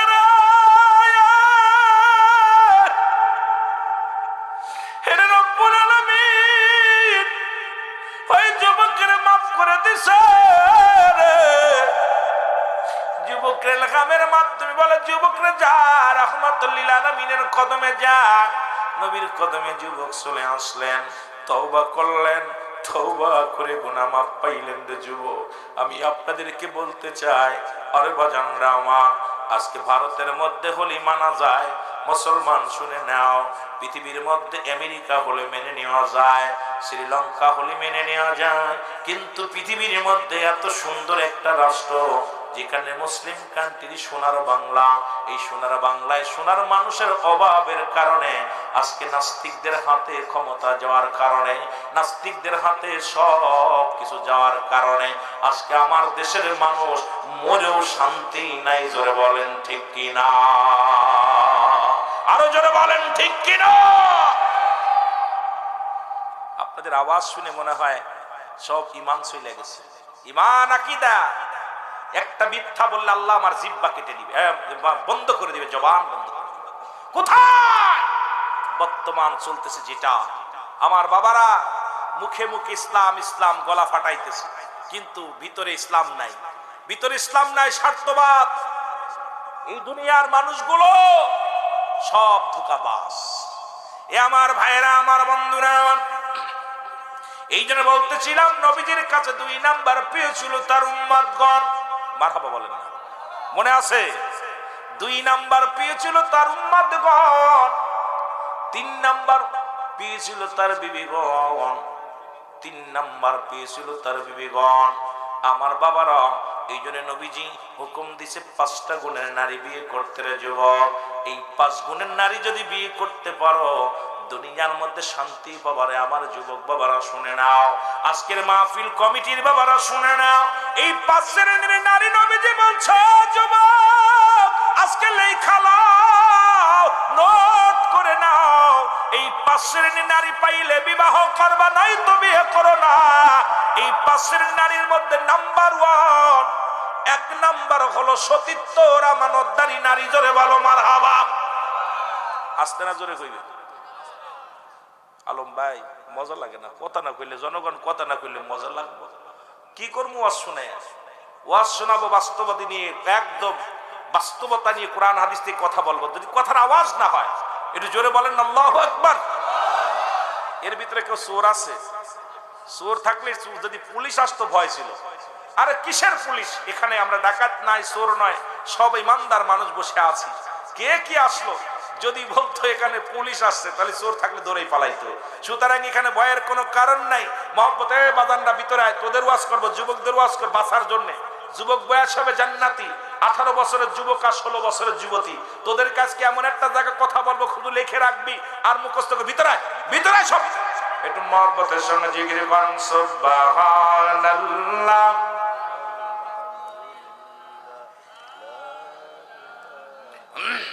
ভিতরে এসে বসেন বাবা। লা ইলাহা সুবহানাল্লাহ আলহামদুলিল্লাহ লা ইলাহা মহব্বত লা ইলাহা বাইজান মগর মনের বেদনা আয় হায় বুঝাইলে কেউ বোঝে না, আইরে শোনাইলে কেউ শোনে না, ওগো শোনেন শাহে মদিনা সুবহানাল্লাহ।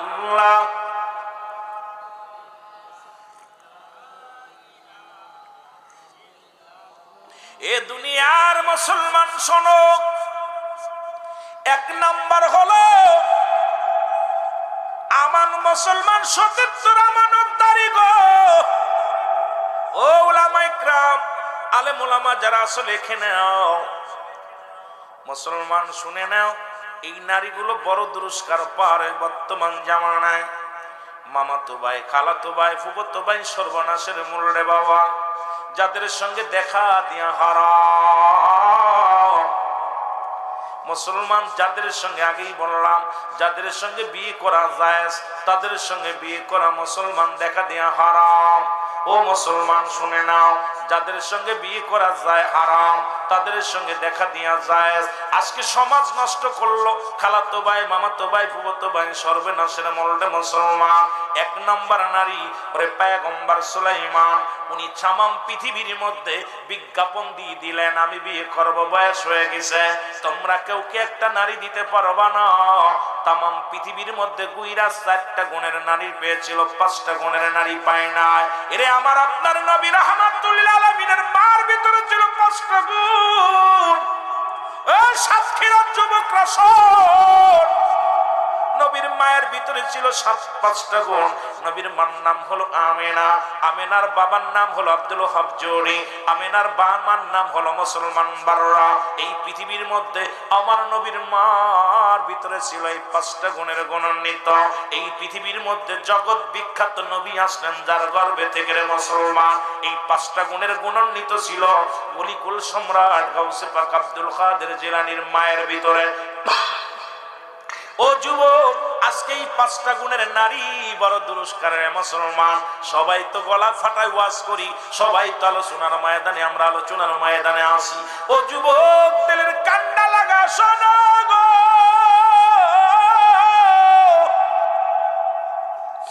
1 নাম্বার হলো সতীত্বর আমানতদারি, 2 নাম্বার হলো পর্দাশীলতা নারী। মুসলমান শুনে নাও, ওই নামাজ যেমন ফরজ, পর্দাও তেমনি ফরজ। পর্দাশীলতা নারী মুসলমান, আজকে আমাদের দেশে পর্দা নাই, আজকে সমাজের মধ্যে পর্দা নাই, আজকে মুসলমানের বাড়িতে কোনো পর্দা নাই। ওরে মুসলমান, ওয়াজ দিয়ে হবে কি, ওয়াজ দিয়ে হবে কি রে? ওরে আমার বাবারা, আমার বন্ধুরা, আমার প্রতিনিয়ত মাহফিলে বইলাম, মাহফিলে বই আলোচনা শুনলাম, এই শুই নাই কান্দে বাইরকে এই কান্দে ঢুকাইলাম, এই কান্দে বাইর করে দিলাম। আজকে মুসলমান শুনে নাও, 2 নাম্বার হলো পর্দাশীলতা নারী, 3 নাম্বার হলো আমলদারি নারী। জোরে জোরে চিল্লায়া বলা যাবে না মারহাবা। এর যদি আমলদারি, যদি পর্দাশীলতা নারী বিয়ে করতে পারো, জীবনে ওই নারী জীবনে অন্যরা হাত ধরে চলে যেতে চাবে না। ও যুবক বন্ধুরা শুনে নাও, স্বামীর কষ্ট দিব না, শ্বশুর শাশুড়ির কষ্ট দিব না। এই সংসারের মধ্যে হাজারো কষ্ট মুসলমান মুখ বন্ধ করে সহ্য করে নিবে। এই জন্য মুসলমান শোনো, এর 3 নাম্বার নারী হলো আমলদারি নারী। 4 নাম্বার হলো এই পৃথিবীর মধ্যে গুণবতী রূপবতী নারী। এখন আমরা সুন্দরী চামড়ার পাগল, সুন্দরী চামড়া হলে আর তো দেখার সময় নাই। ও যুবকেরা শুনে নেয়, তোদের হাতে ধরে বলে যায়, পায়ে ধরে বলে যায়, এই সুন্দরী চামড়া বাদ দে, ঈমানদার নারী ঘরে আন। এর রূপবতী গুণবতী নারী যদি একবার ঘরে আসে, এই জীবনেও যদি তুই 50 বছর বিদেশে থাকিস, আজ এমনি বউ রেখে যাবি, এমনি বউ পাবি। আর এই গুণাগুণ যদি না থাকে, 6 মাস পরে বিদেশ থেকে আইয়া বউ পাবি না। জোরে বলেন ঠিক কিনা? ও যুবক, এই রাসূলের ইসলামের বিধান শুনে নাও। 4 নাম্বার হলো রূপবতী গুণবতী নারী। আগের যুগে যখন বিয়ে শাদী হতো, বাবা মা যাচাই বাছাই করে বিয়ে দিত। মায়ের কুল, মাতৃকুল, পিতৃকুল যাচাই বাছাই করে সব বিবাহ হতো। এখন তো সুন্দরী চামড়া পাইলার পাগল হয়ে যায় আমরা। এর একটা সংসারে শান্তি নাই, একটা ঘরের মধ্যে শান্তি নাই। ওরে মুসলমান, জীবনের তুই নিজেও নরকে বাস করলি, তোর ফ্যামিলির সবাইকে নরকে বাস করাইলি। ও যুবক, একটু দিলের কান্ডা লাগা শুই না। 3 নাম্বার মুসলমান। 4 নাম্বার গেল। 5 নাম্বার হলো, আমার বাবার এটা বিস্তারিত আলোচনা করতে গেলে সময় লাগবে। 5 নাম্বার হলো, এই পৃথিবীর মধ্যে আদর্শবান বাবা মায়ের সন্তান। এরে আজ থেকে প্রতিজ্ঞা করব, কোন গাঁজাখোরের লাগে, কোন গাঁজাখোরের মেয়ে বিয়ে করব না, কোন মদখোরের মেয়ে বিয়ে করব না, কোন ঘুষখোর সুদখোরের মেয়ে বিয়ে করব না। এই সাতক্ষীরার জমিনে মুসলমান শুনে নাও, কে কে সুদ খায়, ঘুষ খায় আপনারা ভালো জানেন। আজকে ঘুষ খাইয়া, সুদ খাইয়া বাড়ির মালিক হইল, গাড়ির মালিক হইল। তোদের অনুরোধ করে যায়, একজন ভ্যান চালকের মেয়ে বিয়ে কর, রিক্সা চালকের মেয়ে বিয়ে কর, তবু ঘুষখোর সুদখোরের মেয়ে বিয়ে করিস না। মুসলমান শোন, মাদক সেবকারীর মেয়ে বিয়ে করিস না। ও যুবক, তোদের পায়ে ধরে বলে যায়। এর মধ্যে অনেকেই শিবিরের ভাইয়েরা আছেন, অনেকেই জামাতপন্থী ভাইয়েরা আছেন, অনেক অন্যপন্থী ভাইয়েরা আছেন। আমি সবার কাছে করে জোরে দাবি করে যাব, যেহেতু মাহফিল টাম সমাজ, এখানে সব শ্রেণী মানুষই থাকবে, বসার অধিকার সবারই আছে। আমার বাবারা, আমার শুইনা লাও, কাউকে আঘাত করতে চাই না, কষ্ট দিতে চাই না। আজ থেকে প্রতিজ্ঞা করো, এই সমাজ বাঁচানোর জন্য কোনো এমপি লাগবে না, কোনো মন্ত্রী লাগবে না, কোনো নেতা লাগবে না, কোনো নেত্রী লাগবে না। আমরা এই সমাজ পাল্টে দিতে পারি। ও যুবক, আজকে থেকে প্রতিজ্ঞা করো, কোনো ঘুষখোরের লাগে কোনো আত্মীয়তা নাই, সুদখোরের লাগে কোনো আত্মীয়তা নাই। ও মুসলমান, গাঁজাখোর, মদখোর, বাবাখোর, নারীখোর, এদের সঙ্গে কোনো আত্মীয়তা নাই। আজকে কেমন মুসলমান, শপথ করো, শপথ করার সঙ্গে সঙ্গে দেখবা সমাজ পরিবর্তন, জাতি পরিবর্তন হয়ে যাবে। জোরে জোরে চিল্লায়া বলা যাবে না ঠিক কিনা? আমার সমাজ বাঁচানোর জন্য মন্ত্রী মিনিস্টার লাগবে না। আজকে যে যুব সমাজ বসেছে, এরাই যথেষ্ট। আজ থেকে প্রতিজ্ঞা করবে যে আমরা একজন ইমানদারের মেয়ে বিয়ে করতে চাই, একজন হক পথে হালাল পন্থী উপার্জন করে, হালাল খাদ্য খায়, হালাল খোর বান্দা, হারাম খোর না। সরকার কত টাকা বেতন দেয়, তারপর হারাম খোররা রাস্তায় দাঁড়ায় ঘুষ খায়, পথে দাঁড়ায় ঘুষ খায়, অফিসে বয়া ঘুষ খায়। যেটা বলেন ঠিক কিনা? ছোট্টবেলা শুনতাম মানুষের মতো মানুষ হতে হবে, এখন বুঝতে পারি কেন বলতো। শিক্ষক বলতো মানুষের মতো মানুষ হইতে হবে, বাবাই বলতো মানুষের মতো মানুষ হতে হবে, চাচাই বলতো মানুষের মতো মানুষ হতে হবে। এখন বুঝতে পারি কেন বলতো, কারণ ও লেখাপড়া শিখে বড় ডিগ্রি আইনা অফিসে বয়া ঘুষ খায়। ও মানুষ না অমানুষ? জোরে বলেন ঠিক কিনা? এ কি অমানুষ না অমানুষ? এ মানুষ না অমানুষ? জোরে বলেন না, কি মানুষ? অমানুষ ও মানুষ হতে পারে নাই। বিদেশ থেকে ডিগ্রি আইনা আজকে বিদেশ থেকে ডক্টর ইঞ্জিনিয়ার হইয়া দেশে আইয়া ডাক্তার বড় ডাক্তার হইয়া যাদের হাতে টাকার জন্য মানুষ অপারেশন করে না, এরা মানুষ নাই, এরা অমানুষ। আজকে যে শিক্ষক আজকে প্রাইভেট পড়ানোর নিশায় ছাত্রদেরকে ফেল করায়, আজকে দেখলাম অনেক প্রতিষ্ঠান যারা শিক্ষকের হাতে ছাত্র জীবন নষ্ট হয়ে গেছে। এই সমস্ত শিক্ষক আর জানতাম হতে পারে এরা মানুষ নয়, এরা অমানুষ। জোরে বলেন ঠিক কিনা? আর একটু জোরে বলেন ঠিক কিনা? আমার দেশে কৃষক দুর্নীতিবাজ নয়, আমার দেশে ভ্যান চালক দুর্নীতিবাজ নয়, আমার দেশে বড় বড় ডিগ্রি নিয়ে যারা চেয়ার দখল করে আসে এই সমস্ত মাথা মোটারাই হলো বড় দুর্নীতিবাজ। জোরে বলেন ঠিক কিনা? আরো জোরে বলেন ঠিক কিনা? আওয়াজে জোর হচ্ছে না, তার মানে আপনারা ওই দলের লোক নাকি আল্লাহ জানে। কথা বোঝেন নাই? আজকে দুর্নীতি কারা? আজকে সমাজ জাতিকে বাঁচানোর জন্য যুব সমাজকে আগায় আসতে হবে। এইভাবে ঘুমাইলে চলবে না, এইভাবে জেগে থাকতে হবে। শুধু তাফসির শুনলাম আর ওয়াজ শুনলাম আর গালিগালাজ, এর বিরুদ্ধে রুহুল আমিন সিদ্দিকের মুখে গালি আসবে না। সারাদিন ধরে ওয়াজ করলে একটা পরনিন্দা আসবে না মুখ দিয়া, একটা গালি আসবে না, কারণ এইটা স্বভাব আমার নাই। এই চরিত্র নিয়ে ওয়াজ করা শিখি নাই, কারণ আয়া অমুক কি করলো তমক কি করলো দেখার সময় আমার নাই। কারণ অ্যারিস্টটল সক্রেটিস বই লেখা পর বলছেন অদাইসাল, নিজেকে নিজে চিনতে হবে, মানারাফান নফস, নিজের নফসকে চিনতে হবে। আমি আমাকে চিনতে পারি নাই, অন্যকে চেনার সময় নাই। জোরে বলেন ঠিক কিনা? আর একটু জোরে বলেন ঠিক কিনা? সুতরাং আজকে এই সমাজ, যে সমস্ত ছেলে মেয়ে এত কষ্ট করে লালন পালন করা পর ছেলে মেয়ে যখন ইনকাম করা শিখলো, যার কাছে বাবার ভাত হয় না, মার ভাত হয় না, বাবা মায়ের জায়গা হয় না, সেই সন্তান আর জানতাম সে মানুষ হতে পারে না। জোরে বলেন ঠিক কিনা? এরা কি মানুষ না অমানুষ? আরো জোরে বলেন মানুষ কি অমানুষ? এই অমানুষগুলো আমার দেশে ভরে গেছে। জোরে বলেন ঠিক কিনা? এর দুর্নীতির আঁকড়ায় বসে জাহির করে জ্ঞান, কলম দিয়া কামাই টাকা, কলম দিয়া কামাই টাকা, আবার দরের সাধুর ভানোরা, শিক্ষিত শয়তান ওরা, শিক্ষিত শয়তান। বলো শিক্ষিত। আহা, জবানটা খোলেন না, কষ্ট হচ্ছে, গুনাহ হবে। আমার সাথে জোরে বলেন, ওরে দুর্নীতির আঁকড়ায় বসে জাহির করে জ্ঞান। বলো দুর্নীতির আঁকড়ায় বসে, এরে কলম দিয়া কামাই টাকা, কলম দিয়া আবার দরে সাধুর ভান। ওরা শিক্ষিত শয়তান, ওরা শিক্ষিত শয়তান। ওরা হলো জাতির নাকি মহামারী মহাতন, ফাইলে কলম ঠেকাইয়া চালায় ওরা নির্যাতন। ঘুষের টাকায় ওদের ভুড়ি, ঘুষের টাকায় ওদের ভুড়ি, করে যে টান টান। ওরা শিক্ষিত শয়তান, ওরা শিক্ষিত শয়তান। ওরা মাইকালা ভাই একটু সাউন্ড বাড়ান। ওরা শিক্ষিত শয়তান, ওরা শিক্ষিত শয়তান। ওরা শিক্ষিত। আবার স্কুল কলেজের দিকটা ভাই দেখো না চোখ মেলিয়া, মেয়েরা সব বই ছাড়িয়া আছে শুধু প্রেম লইয়া। ঠিক কিনা? ঠিক কিনা? স্কুল কলেজের দিকটা ভাই দেখো না চোখ মেলিয়া, ছেলেরা সব বই ছাড়িয়া আছে শুধু প্রেম লইয়া।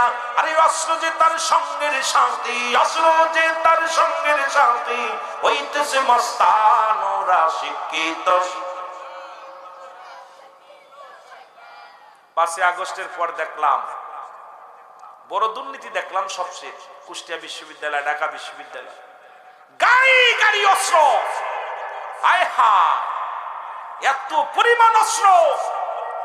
আমরা স্কুল, আমরাও তো কলেজে পড়ছি, বিশ্ববিদ্যালয়ে পড়ছি, আমরা তো কিতাব টানতে টানতে, বই টানতে টানতে ঘাড়ে কড়া পড়ে গেছে, খাতা কলম টানছি। আজকে আমার ছোট ভাই আছে, উনিও কলেজের প্রফেসর, অ্যাকাউন্টেন্ট প্রফেসর, সাথে আছে। আমরা তো জীবনে কিতাব বই টানতে টানতে জীবন গেছে। আর আমার সমাজ কোথায় চলে গেছে? এখন প্রতিটা ছাত্রের হাতে, যাদের হাতে থাকার কথা ছিল কলম আর খাতা, তাদের হাতে আসছে এখন অস্ত্র। জোরে বলেন ঠিক কিনা? আরো জোরে বলেন ঠিক কিনা? 5 আগস্টের পরে আমার মাহফিল ছিল কুষ্টিয়া। খোদার কসম, দেখি এই দুইটিরা কসর কুষ্টিয়া বিশ্ববিদ্যালয় থেকে বের করে দুইটিরা আত্ময়াত্তবুর রাইফেল রামদা হকিস্টিক। আমি চিন্তা করলাম এইগুলো প্রশিক্ষণ হতো। আহা, কষ্ট পাইলাম। কোথায় জাতি? এই সমাজকে আজকে কি শিখাইব? সমাজ এমন একটা অবস্থানে চলে গেছে, এই সমাজ থেকে ফিরানোর কোনো পথ নাই। কারণ আজকে জাতিকে বাঁচাতে হলে শিক্ষাঙ্গন আবার আমাদের আগামী দিনের ওই শিক্ষাঙ্গনে ফিরে যেতে হবে। জোরে বলেন ঠিক কিনা? আর একটু জোরে বলেন ঠিক কিনা? দীর্ঘদিন যারা ছিল তাদের দোষে ভূতি। আগে ছিল কত জীবনী, সাহাবীদের জীবনী, ওলিদের জীবনী, বাংলাদেশের মানচিত্র নিয়ে আলোচনা, কত সুন্দর আলোচনা। এখন কেমনে বানর থেকে মানুষ হয়, কেমনে সমগামী করা যায়, ছোট্ট ছোট্ট বইয়ের মধ্যে বালকদেরকে কেমনে জিনা করা যায়, এগুলো প্রশিক্ষণ দেওয়া হয়। এগুলো থেকে বাইর করতে হলে আমার সমাজকে আবার বার করে এই জন্য বাঁচানোর জন্য আমাদের সোনার মানুষগুলো সংসদ পর্যন্ত নেওয়ার দরকার আছে কিনা?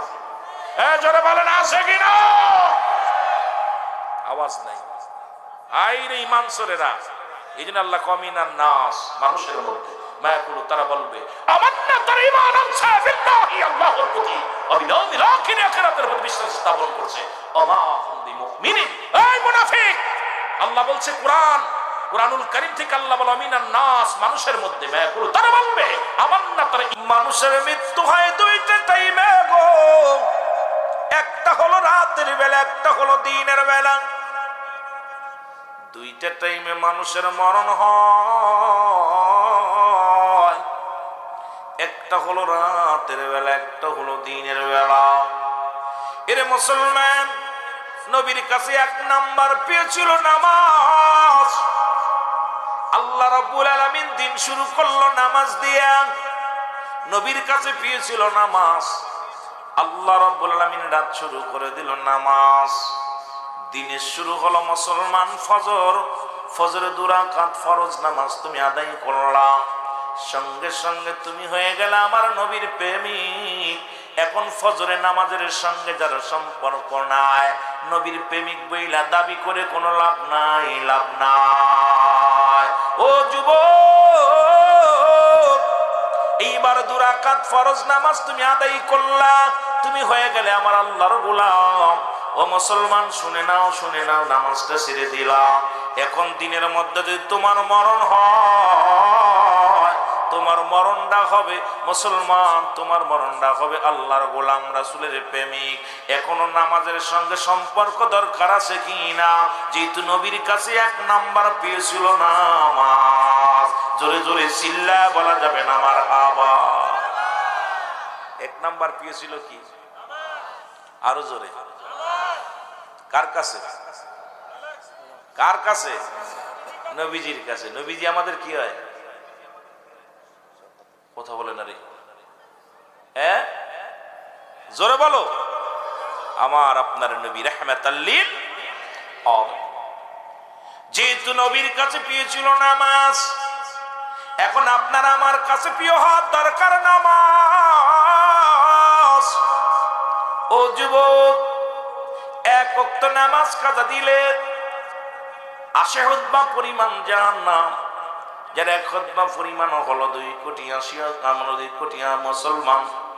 2,80,00,000 হলো 2,88,00,000 বছর। 2,88,00,000 বছর হলো এক ওয়াক্ত নামাজ কাজা দিলে তার শাস্তির বিধান। এখন আমার আপনার জীবন থেকে কত নামাজ ছুটে গেল। এত ওয়াজ শুনলাম, নামাজি হই না। মুসলমানদের মধ্যে নামাজের ওয়াজ করা লাগে, বড় কষ্ট লাগে রে মুসলমান। নামাজের কথা বলা লাগে মুসলমানদের ভিতরে। যেহেতু নবীর উম্মত বলে যদি দাবি করতে হয়, নামাজের যত্ন করার দরকার আছে কি না? আল্লাহর গোলাম হিসেবে যদি তোমার দাবি করতে হয়, অবশ্যই নামাজের প্রয়োজন আছে রে মুসলমান। শুনে নাও, এর রাতের শুরু হলো মাগরিব। ও যুবক, এর রাত্রে শুরু হলো মাগরিব। 3 রাকাত ফরজ নামাজ তুমি আদায় করলা, সঙ্গে সঙ্গে তুমি হয়ে গেল আমার আল্লাহর গোলাম। এখন মুসলমান নামাজ না পইরা গুইরা শয়তানের গোলাম হয়ে গুল্লা। আর মুখে মুখে কও মুসলমান। কাফের এবং মুসলমানদের মধ্যে পার্থক্য হলো নামাজ। মুসলমানের নামাজ ধরে, কাফের বেঈমানের নামাজ ছেড়ে দেয়। এখন নামাজের প্রতি যদি যত্ন না হই রে মুসলমান, শুনে নাও, এবার 2 রাকাত ফরজ সুন্নাত নামাজ আদায় করলাম, সঙ্গে সঙ্গে তুমি হয়ে গেল আমার নবীর প্রেমিক। ও মুসলমান, এখন রাতের মধ্যে যদি মরণ হয়, তোমার মরণটা হবে আমার আল্লাহর গোলাম নবীর প্রেমিক। জোরে জোরে চিল্লায় বলা যাবে না মারহাবা।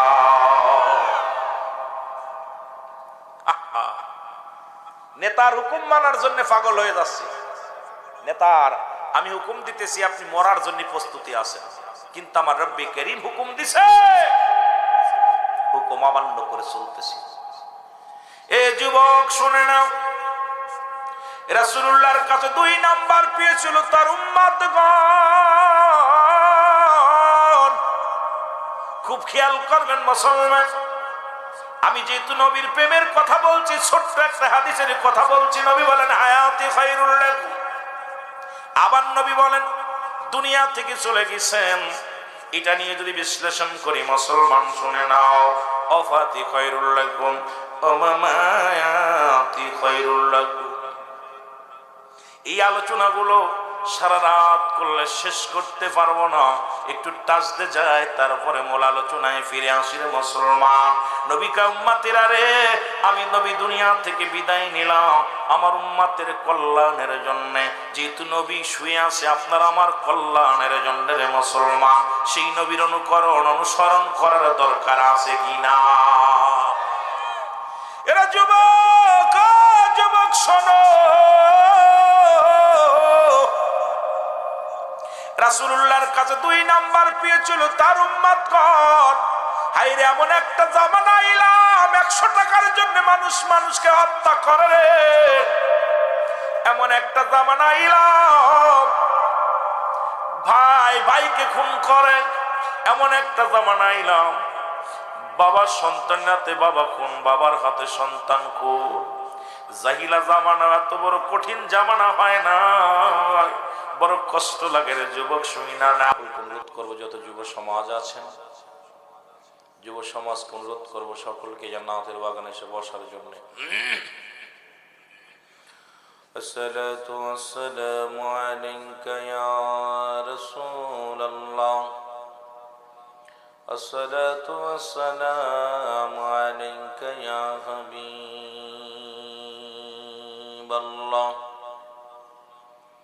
আসসালাতু ওয়াসসালামু আলাইকা ইয়া শাফিয়াল মুযনিবিন,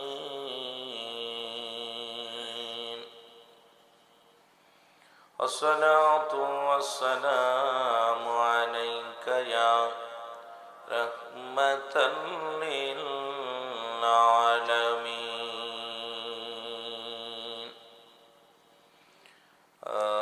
আ'উযু বিল্লাহি মিনাশ শাইতানির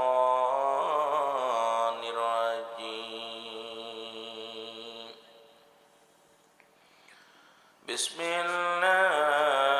বিসমিল্লাহির রাহমানির রাহিম।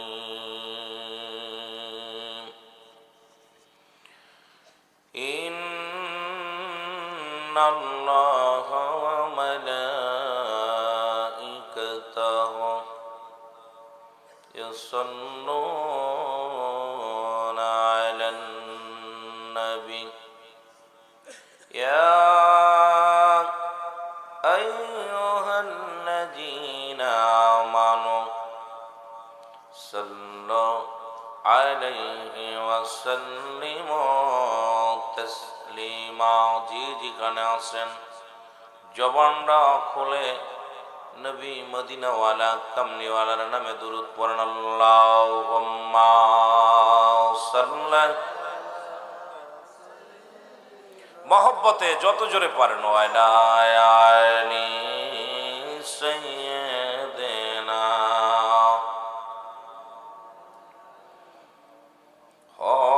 হয়নি কো হবে না গো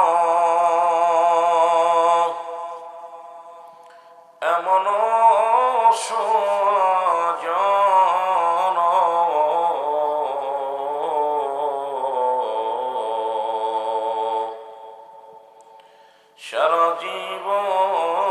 কাঁদলেন নবীজি পাপী উম্মতের জন্য।